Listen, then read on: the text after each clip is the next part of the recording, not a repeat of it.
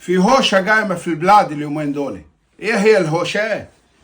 الواحد يصحى الساعة 6 الصبح، يطلع على الزرع بتاعه، يزرع ويقلع ويحرث ويقعد من طلعة الشمس لغيابتها، وهو يبرم في أرضه ويشقر على ده ويسقي ويعمل كل حاجة لغاية يدان المغرب، ويجيب البهايم ويودي ويقعد يعمل ويقعد يسوي ويقلع في الثوم ويقلع في البصل ويكسر في القصب.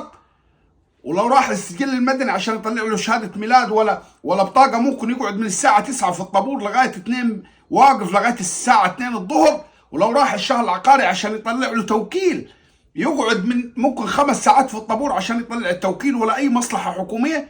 قالوا أول ما يخش الجامعة يصلي قال يتكسح، يجي له الشلل في رجليه، قال يروح مستلم، قال الكراسي، قال المنورة.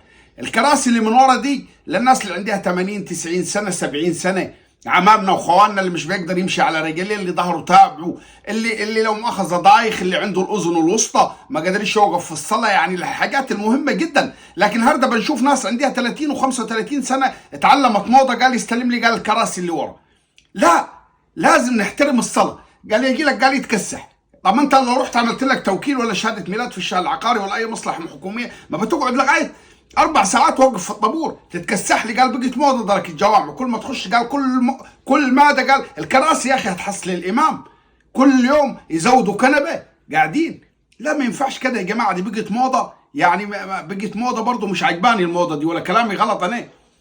يعني انا بشوف ناس بتوقف في الطوابير، لو قالوا لك النهارده لو ماخذ بيوزعوا لحمه في الجمعيه، ممكن تقعد قدام الجمعيه 8 ساعات انت عشان تاخذ لك كيلو لحمه، واول ما تخش الجامع يا اخوي يركبك الشل الرعاش تموت، تبقى طالع من العنايه المركزه. قالوا ينهد، قالوا يعمل نفسه تعبان، وقالوا روح مستلم لي الكنبه اللي ورا.